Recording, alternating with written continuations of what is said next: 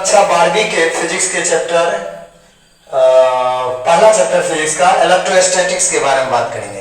तो सबसे पहले हम यह जानेंगे कि इलेक्ट्रोस्टैटिक होता क्या है। तो इलेक्ट्रोस्टैटिक फिजिक्स का वह ब्रांच होता है जिसके अंतर्गत हम स्टैटिक चार्ज के बारे में अध्ययन करते हैं। स्टैटिक चार्ज करने का आशय यह होता है कि फिजिक्स का वह ब्रांच जिसके अंतर्गत हम रुके हुए आवेश के बारे में अध्ययन करते हैं वह इलेक्ट्रोस्टैटिक कहलाता है। इसके अंतर्गत हम लोग पढ़ेंगे इलेक्ट्रिक फ्लक्स, इलेक्ट्रिक कैपेसिटर, उसके बाद अन्य चीजों के बारे में इंटेंसिटी इत्यादि चीजों के बारे में अध्ययन करेंगे। तो इलेक्ट्रोस्टैटिक को सबसे पहले हम डिफाइन कर लेते हैं, क्या होता है ये इलेक्ट्रोस्टैटिक। तो इलेक्ट्रोस्टैटिक तो हम कहेंगे इलेक्ट्रोस्टैटिक फिजिक्स का वह ब्रांच होता है, फिजिक्स का वह ब्रांच होता है, वह ब्रांच होता है, वह ब्रांच होता है जिसके अंतर्गत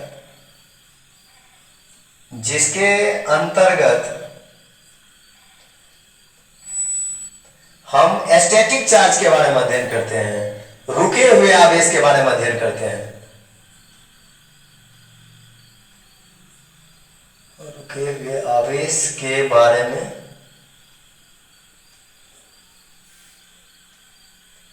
अध्ययन करते हैं।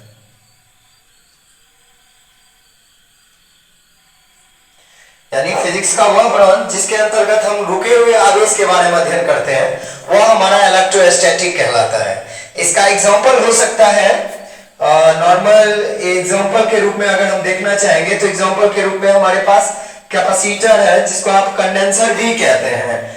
जैसे कैपेसिटर, इसको हिंदी में संधारित्र कहते हैं, संधारित्र हुआ। इसके अंतर्गत इंटेंसिटी आती है, तीव्रता के बारे में हम लोग पढ़ेंगे, इलेक्ट्रिक फील्ड के बारे में पढ़ेंगे, विद्युत क्षेत्र, विद्युत फ्लक्स इत्यादि। यानी फिजिक्स का वह ब्रांच जिसके अंतर्गत हम रुके हुए आवेश के बारे में अध्ययन करते हैं वह इलेक्ट्रोस्टैटिक कहलाता है।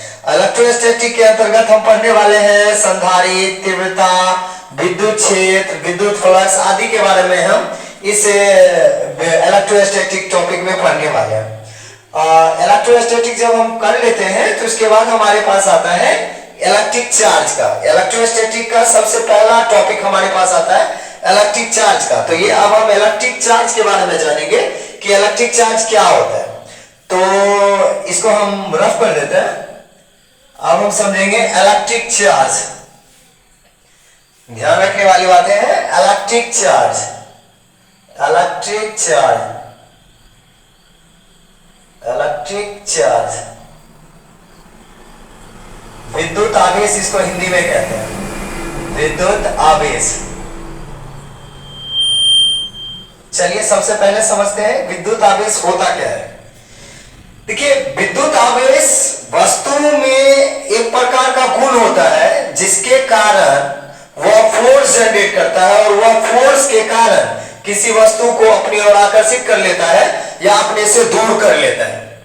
यानी इलेक्ट्रिक चार्ज एक प्रकार का ऑब्जेक्ट में मौजूद गुण होता है जिसके कारण कोई वस्तु, उस वस्तु में फोर्स जनरेट होता है और उस फोर्स के कारण वस्तु या तो किसी अन्य वस्तु को अपनी ओर आकर्षित कर लेता है या अपने से दूर कर लेता है। तो हम कहेंगे पहला पॉइंट कि इलेक्ट्रिक चार्ज किसी वस्तु में मौजूद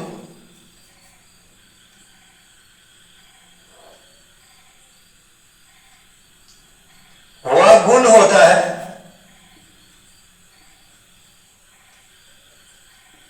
जिसके कारण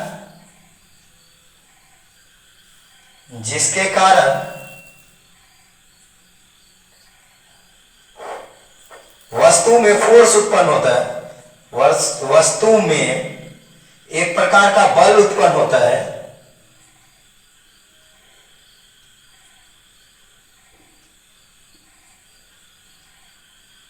उत्पन्न होता है, जिसके कारण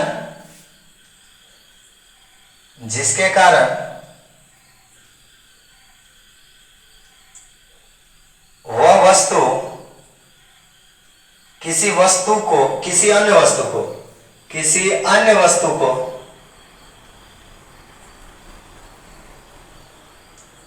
अपनी ओर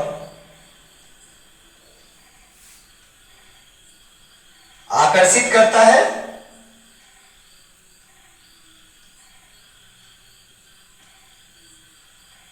या अपने से दूर कर लेता है, या अपने से दूर कर देता है।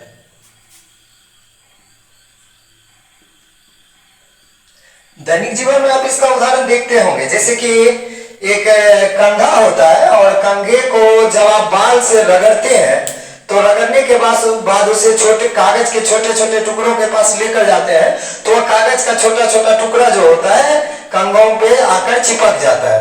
वास्तव में एक्चुअल हुआ या कैसा? इसका वजह यह था कि जब कंघे को हम लेते हैं और अपने बालों में रब करते हैं तो हमारे बालों से इलेक्ट्रॉन उस कंघे में आ जाते हैं, जिसके कारण बालों से इलेक्ट्रॉन कंघे में आ जाने के कारण वह कंघा जो होता है चार्ज हो जाता है, और चार्ज का काम होता है किसी चीज को अपनी ओर खींच लेना या अपने से दूर कर लेना। इसके कारण क्या होता है, कंघा एक फोर्स जनरेट करता है और उस फोर्स के कारण वो जो कागज का छोटा छोटा टुकड़ा होता है वो कंघे में चिपक जाता है। तो एक उदाहरण के तौर पर हम मान लेते हैं कि ये कंघा है और इस कंघे को हमने क्या किया है, अपने बालों पर रब कर इसको चार्ज कर दिया है। यानी चार्ज होना कहने का आशय यह होता है कि वस्तु में इलेक्ट्रॉन की संख्या ज्यादा होगी, यानी कि किसी वस्तु का चार्ज होना या ना होना वस्तु के अंदर मौजूद इलेक्ट्रॉन की संख्या पर निर्भर करता है। अगर वस्तु में ज्यादा संख्या में इलेक्ट्रॉन होगा तो वस्तु ज्यादा चार्जेबल होगा, यदि वस्तु में कम संख्या में इलेक्ट्रॉन होगा तो वस्तु कम चार्जेबल होगा। उसी तरह हमने एक कंघा लिया है और कंघे को हमने क्या किया है, अपने बालों में रब करके उसे कागज के छोटे छोटे टुकड़ों के पास लेकर गया है। जब कागज के छोटे छोटे टुकड़ों के पास में लेकर गया हूं तो क्या होता है कि कागज के छोटे छोटे टुकड़े कंघों में आकर चिपक जाते हैं।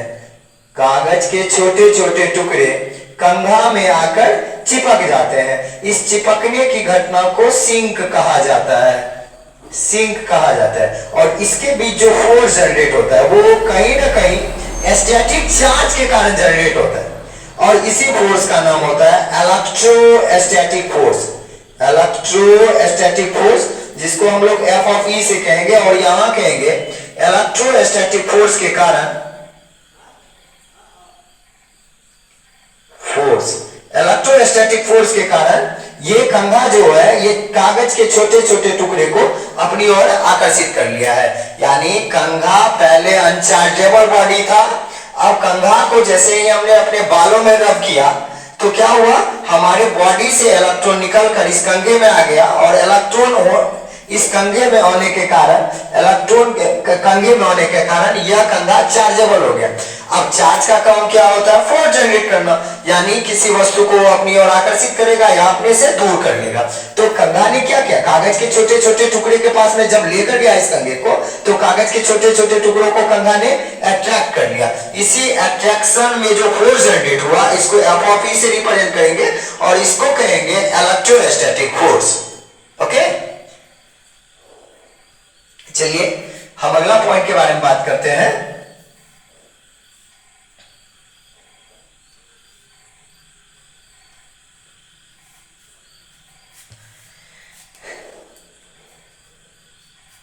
हम यही बात करने वाले हैं कि देखिए किसी वस्तु का चार्ज होना या ना होना वस्तु के अंदर मौजूद इलेक्ट्रॉन के संख्या पर निर्भर करता है। यानी यदि किसी वस्तु में ज्यादा संख्या में इलेक्ट्रॉन होगा तो वस्तु ज्यादा चार्जेबल होगा, यदि किसी वस्तु में कम संख्या में इलेक्ट्रॉन होगा तो वस्तु कम चार्जेबल होगा। यानी किसी वस्तु का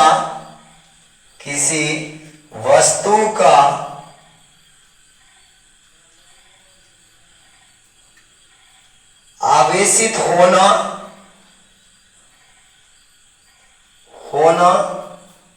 या न होना, या न होना वस्तु के अंदर मौजूद, वस्तु के अंदर मौजूद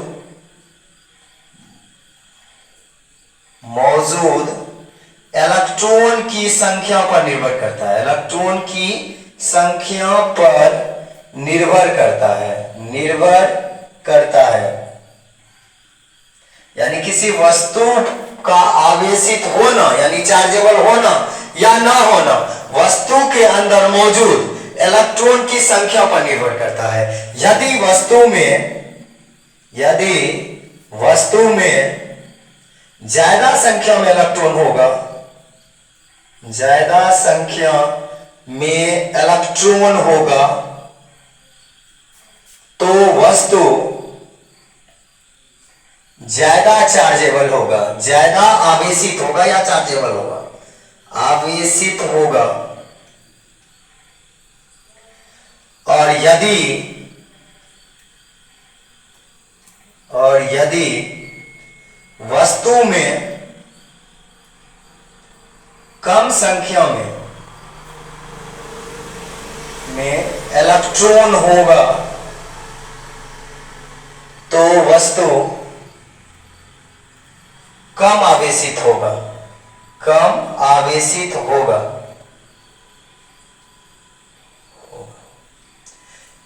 यानी ये इससे स्पष्ट है कि यदि किसी वस्तु में ज्यादा इलेक्ट्रॉन होगा तो वस्तु ज्यादा चार्जेबल होगा। यानी इलेक्ट्रॉन की संख्या अगर वस्तु में ज्यादा हुई तो वस्तु ज्यादा चार्जेबल होगा, यदि इलेक्ट्रॉन की संख्या कम हुई तो वस्तु कम चार्जेबल होगा।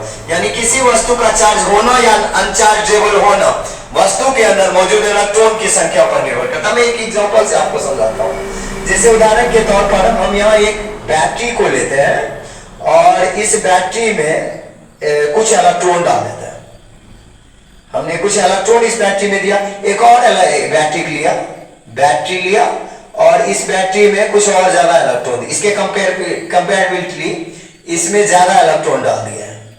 अब वास्तव में जिस ऑब्जेक्ट में जितना ज्यादा इलेक्ट्रॉन होगा वह वस्तु ज्यादा चार्जेबल होगा। तो यहां अगर देखा जाए तो इस ऑब्जेक्ट में ज्यादा संख्या में इलेक्ट्रॉन है तो ये वस्तु ज्यादा चार्जेबल होगा कंपेरेटिवली दिस ऑब्जेक्ट। यानी इस वस्तु में इलेक्ट्रॉन की संख्या ज्यादा है इसलिए वस्तु ज्यादा चार्जेबल होगा। इस वस्तु में कम संख्या में इलेक्ट्रॉन है अतः यह वस्तु कम चार्जेबल होगा। इसका कंपेरेटिविटी ये मिनिमम चार्जेबल होगा, minimum chargeable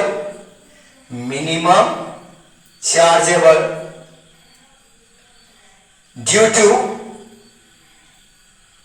to minimum electrons are present, minimum electrons are present। ये मैक्सिमम चार्जेबल होगा। क्यों होगा?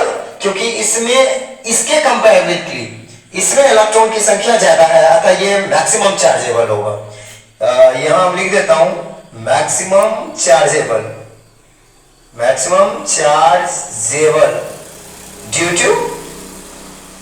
due to the number of electrons, minimum number of electrons।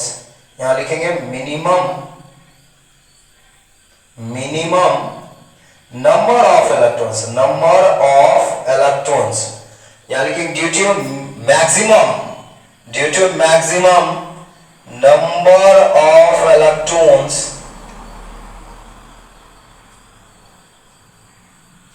are present।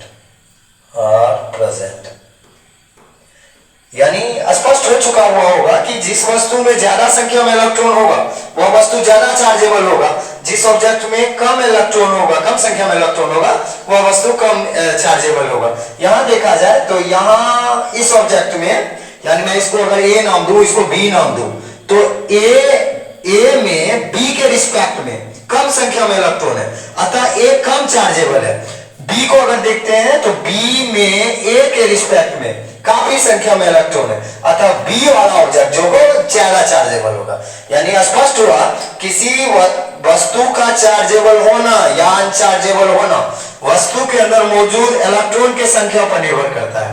यदि वस्तु में इलेक्ट्रॉन की संख्या ज्यादा होगी तो वस्तु ज्यादा चार्जेबल होगा, यदि वस्तु में इलेक्ट्रॉन की संख्या कम होगी तो वस्तु कम चार्जेबल होगा। यहां आप ए और बी को देख सकते हो। ओके,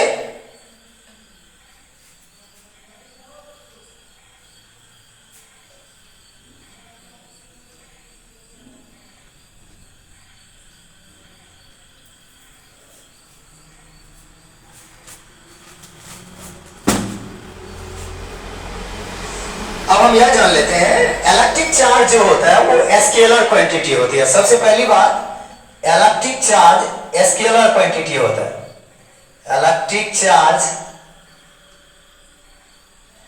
स्केलर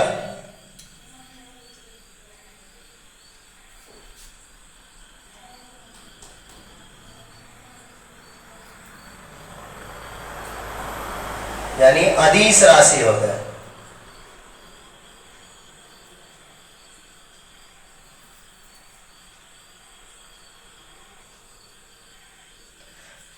इलेक्ट्रिक चार्ज अदिश राशि होता है, यानी इलेक्ट्रिक चार्ज स्केलर क्वांटिटी होता है, और जिसका एसआई मात्रक कूलम होता है।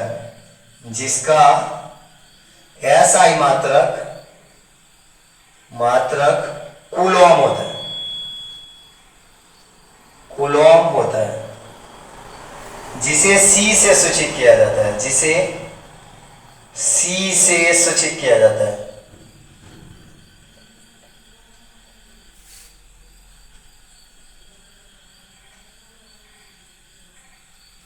बारहवीं का पूर्ण लेक्चर आपको मिलेगा, बारहवीं के पूरे फिजिक्स का। कुछ दिन के बाद मैं 10वीं का भी फिजिक्स का लेक्चर देना चाहूंगा, और तो थोड़ा भी समय है। तो सबसे पहले हम यहां देख लेते हैं कि इलेक्ट्रिक चार्ज जो होता है वो स्केलर क्वांटिटी होता है, ठीक है ना। और इलेक्ट्रिक चार्ज को वेक्टर बनाया जा सकता है। आगे हम पढ़ेंगे कि इलेक्ट्रिक चार्ज को किस प्रकार आप वेक्टर क्वांटिटी में परिवर्तन कर सकते हैं, लेकिन फिलहाल आप यही जानिए कि इलेक्ट्रिक चार्ज स्केलर क्वांटिटी होता है, और इसका एसआई मात्रक कूलम होता है, जिसे आप किससे रिप्रेजेंट करते हैं, सी से। वास्तव में इलेक्ट्रिक चार्ज को कूलम साहब ने ही ढूंढा था, अतः इसका एसआई यूनिट कूलम के नाम से जाना गया है। ओके, और एक इलेक्ट्रॉन पर इलेक्ट्रिक चार्ज का मान जो होता है, आवेश का मान जो होता है,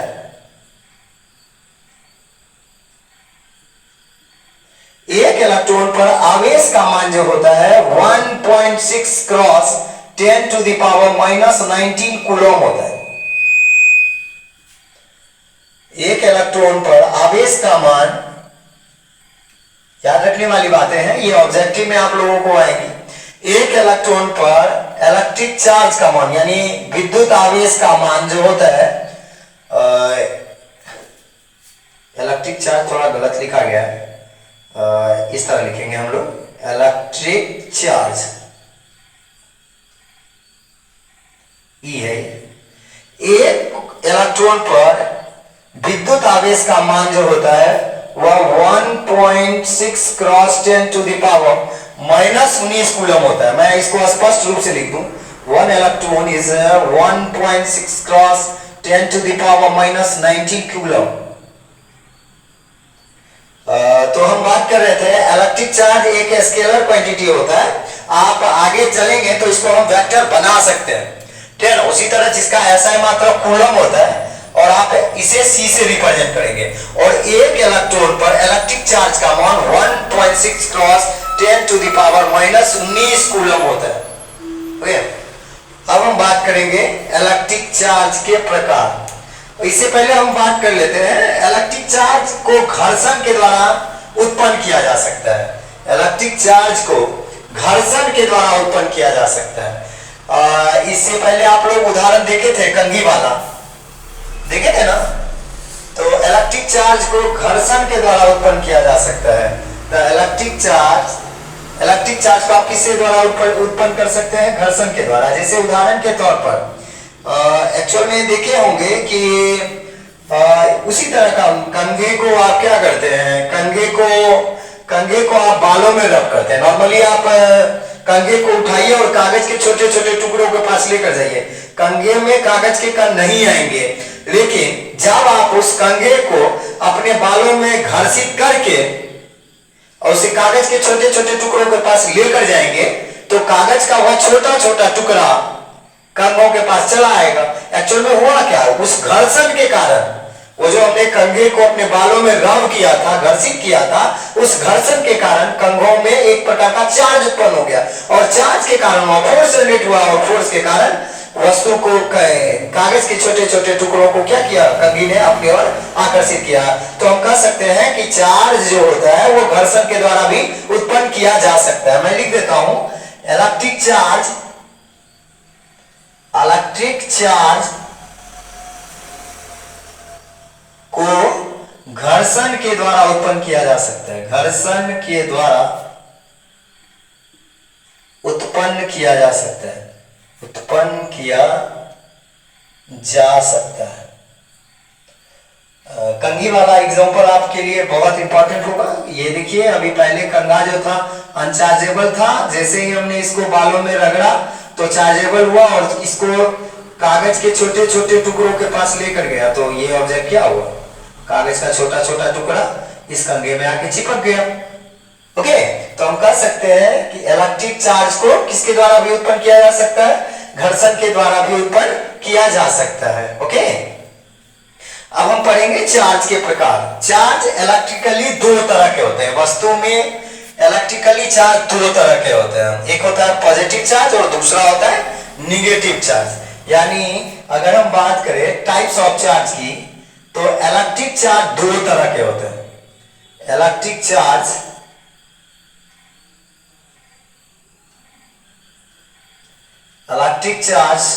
दो तरह के होते हैं।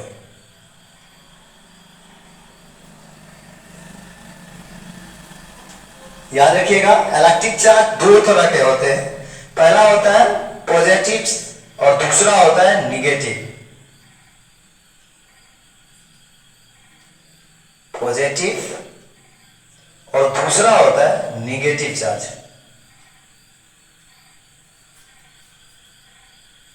पॉजिटिव चार्ज यानी धनात्मक आवेश और इसको हम निगेटिव चार्ज को कहेंगे ऋणात्मक आवेश। इसको वर्बली हम ऐसे यूज करेंगे, पॉजिटिव चार्ज ऐसे भी यूज करेंगे और दूसरा होता है निगेटिव चार्ज, वर्बली हम इसको ऐसे यूज करेंगे। ओके, तो याद रखिएगा इलेक्ट्रिक चार्ज दो तरह का होता है और पॉजिटिव चार्ज पहला होता है और दूसरा होता है निगेटिव चार्ज। पॉजिटिव चार्ज को इस तरह रिप्रेजेंट करेंगे हम लोग और निगेटिव चार्ज को आगे इस तरह रिप्रेजेंट करेंगे। ओके, अब हम बात करेंगे, जब हम यह जान लेते हैं कि चार्ज दो तरह का होता है, पॉजिटिव चार्ज और निगेटिव चार्ज, तो हम यह जानेंगे कि ये किस तरह किसी ऑब्जेक्ट में वर्क कर पाता है। तो ये आप रफ उतार लिए होंगे, मैं इसको आप रफ कर देता हूं। तो देखिए, अब यह जानिए कि यदि किसी वस्तु में समान प्रकार का चार्ज होगा, यदि किसी वस्तु में समान प्रकार का चार्ज होगा तो वह वस्तु एक दूसरे को रिपेल करेगा यानी विकर्षण करेगा। और जब असमान चार्ज हुआ तो वस्तु क्या करेगा, आकर्षण करेगा। तो हम कह सकते हैं समान चार्ज पर, किसी वस्तु में समान चार्ज पर विकर्षण का गुण होता है जबकि असमान चार्ज पर वस्तु में आकर्षण का गुण होता है। यानी मैं लिखता हूं समान चार्ज पर वस्तु में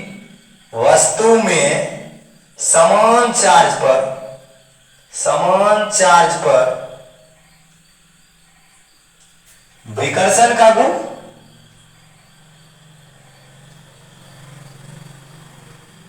जबकि असमान चार्ज पर, जबकि वस्तु में असमान चार्ज पर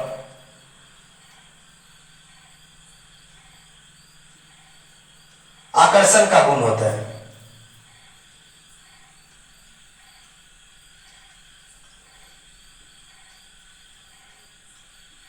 यानी वस्तु में समान चार्ज जब होगा तो वहां विकर्षण का गुण होगा, रिपेलिंग का गुण होगा। और जब वस्तु में असमान चार्ज होगा तो वहां किसका गुण होगा, अट्रैक्शन का गुण यानी आकर्षण का गुण। यानी वस्तु में समान चार्ज होने पर वस्तु में विकर्षण का गुण उत्पन्न होता है जबकि असमान चार्ज होने पर वस्तु में आकर्षण का गुण उत्पन्न होता है।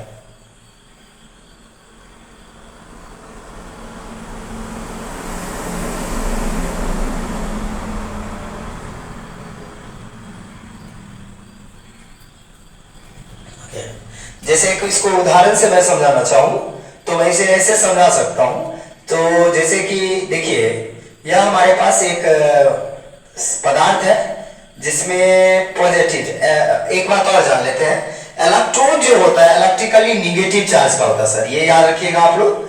इलेक्ट्रॉन इलेक्ट्रिकली कौन चार्ज का होता है? निगेटिव चार्ज का होता है, याद रखिएगा। इलेक्ट्रॉन इलेक्ट्रिकली निगेटिव चार्ज का होता है सर, ओके।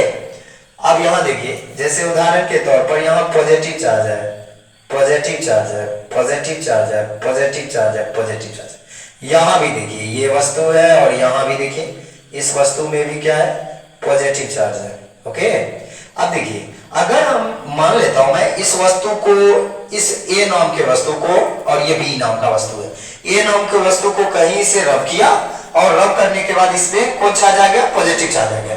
उसी तरह बी वाले वस्तु को उठाया और इसको भी कहीं रब किया और इसमें भी कौन चार्ज आ गया? पॉजिटिव चार्ज आ गया। अब दोनों को पास रखना चाहेंगे तो दोनों को पास रखने में क्या करेगा? ये दोनों आकर्षण करेगा कि विकर्षण करेगा? क्योंकि चार्ज दोनों में समान है, इसीलिए समान चार्ज पर विकर्षण का गुण होता है। ये दोनों एक दूसरे को रिपेल करेंगे यानी विकर्षित करेंगे। क्यों करेंगे? क्योंकि इसमें चार्ज जो है दोनों ऑब्जेक्ट में, ए और बी में, दोनों ऑब्जेक्ट में चार्ज सेम प्रकार का है। इसमें भी पॉजिटिव चार्ज और इसमें भी पॉजिटिव चार्ज, इसीलिए यहां किसका गुण होगा? विकर्षण का गुण होगा। याद रखिएगा कि समान चार्ज में, वस्तु में समान चार्ज में विकर्षण का गुण होता है, जबकि असमान चार्ज में वस्तु में आकर्षण का गुण होता है। तो यहाँ ए नाम के वस्तु को अगर आप देख रहे हो तो ए नाम के वस्तु में पॉजिटिव चार्ज है, जबकि बी नाम के भी वस्तु में पॉजिटिव चार्ज है। अतः दोनों सेम चार्ज के हैं, वस्तु में, दोनों वस्तु में समान प्रकार का आवेश है और समान प्रकार के आवेश होने के कारण वस्तु में क्या हो गया? विकर्षण का गुण हो गया। मैं एक और उदाहरण लेता हूं, थोड़ा उदाहरण दे दे के मैं समझाता चला जाता हूं।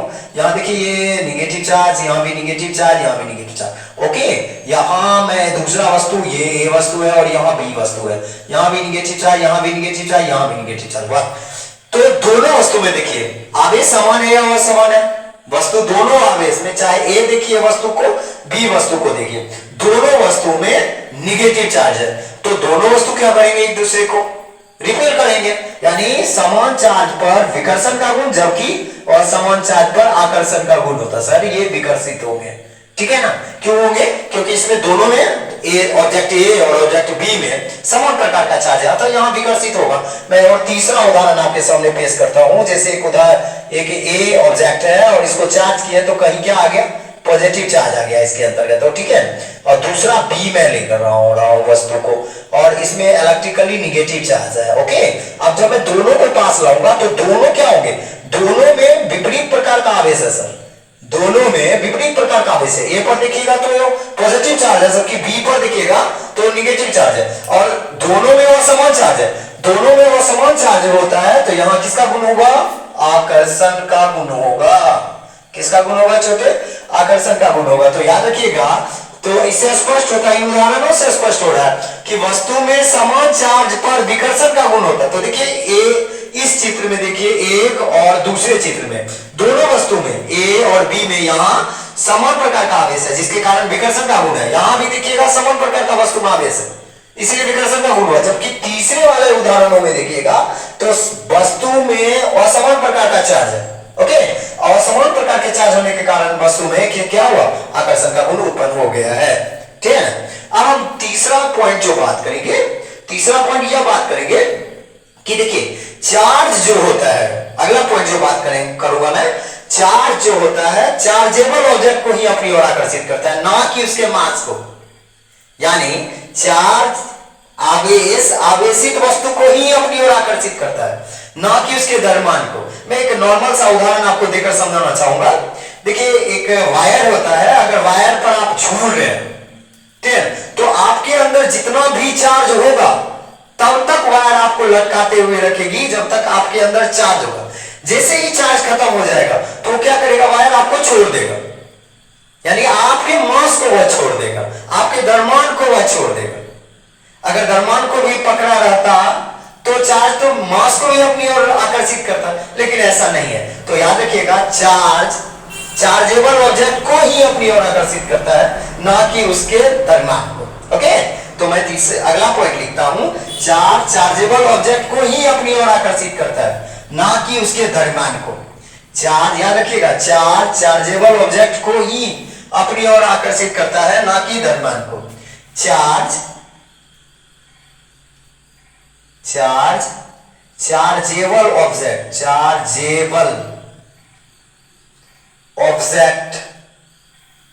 को ही अपनी ओर आकर्षित करता है, अपनी ओर आकर्षित करता है,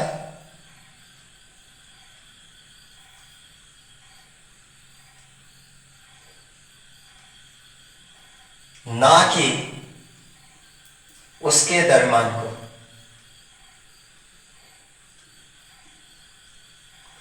याद रखिएगा, चार्ज जो होता है, इलेक्ट्रिक चार्ज जो होता है, चार्जेबल ऑब्जेक्ट को ही अपनी ओर आकर्षित करता है, ना कि उसके मास को।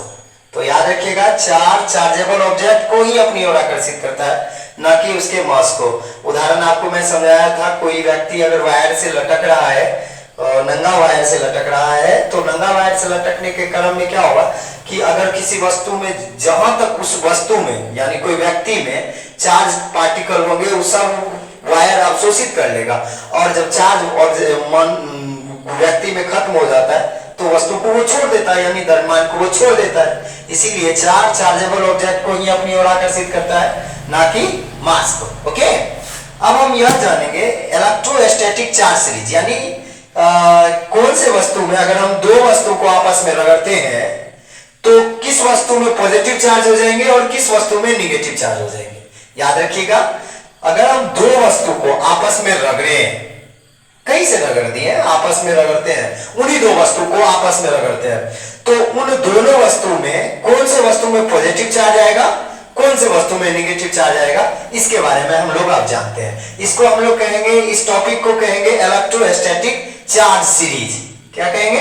Electrostatic charge series. यानी इलेक्ट्रोस्टैटिक चार्ज सीरीज हमें यह बताता है कि अगर आप दो वस्तु को आपस में रगड़ेंगे तो कौन से वस्तु में पॉजिटिव चार्ज आएगा, कौन से वस्तु में निगेटिव चार्ज आएगा, उसी को हम लोग कहेंगे इलेक्ट्रोस्टैटिक चार्ज सीरीज। तो टॉपिक हमारा छोटा सा टॉपिक है electrostatic charge series.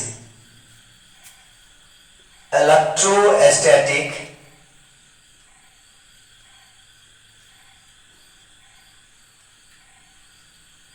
Charge series.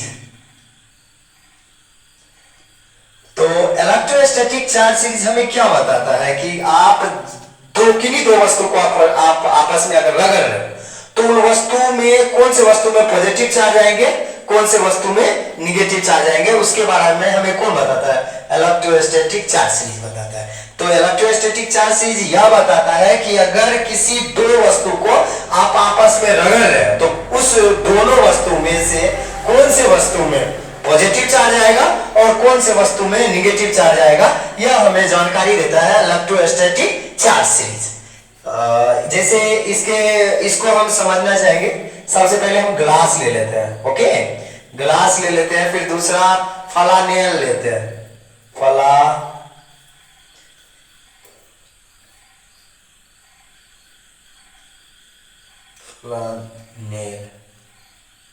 फलानेल ले लिए, उसके बाद उल ले लेते हैं। ओके, WOOL उल। उसके बाद मैं ले लेता हूं सिल्क,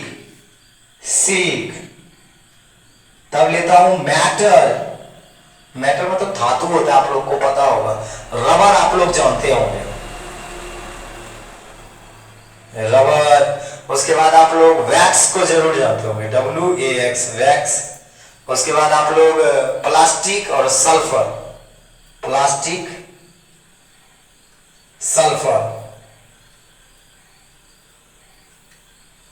इनमें अगर दो वस्तु को आप आपस में रखेंगे, ऊपर में टॉप पॉइंट है, इसमें इलेक्ट्रिकली पॉजिटिव चार्ज होगा और जो नीचे आते जाएंगे इलेक्ट्रिकली निगेटिव चार्ज का होगा। यानी अगर आप ग्लास और उल को रगड़िएगा तो ऊपर कौन है? ग्लास है, तो ग्लास में पॉजिटिव चार्ज होगा जबकि उल में निगेटिव चार्ज होगा। उसी तरह फलानेल और सिल्क को रगड़िए या मेटल को रगड़िए, फलानेल और मेटल को रगड़िएगा तो फलानेल में पॉजिटिव चार्ज होगा जबकि मेटल में निगेटिव चार्ज होगा। यानी इनमें से किन्हीं दो वस्तु को अगर आप रगड़ोगे तो ऊपर वाला जो वस्तु दिख रहा है वो पॉजिटिव चार्ज का हो जाएगा, जो कि नीचे वाला जो वस्तु होगा वो निगेटिव चार्ज का हो जाएगा। तो आज के लिए बस थैंक यू। कल हम लोग पढ़ेंगे क्लासिफिकेशन ऑफ मटेरियल। तो इसमें हम लोग जानेंगे कि मटेरियल, इलेक्ट्रिकली मटेरियल कितने तरह का होता है। 3 तरह का होता है, कंडक्टर, इंसुलेटर और सेमीकंडक्टर होता है। और हम यह भी जानेंगे कि इस प्रकार कोई पदार्थ कंडक्टर हो जाता है, नॉन कंडक्टर या इंसुलेटर हो जाता है, या और सेमीकंडक्टर हो जाता है। तो आज के लिए बस थैंक यू और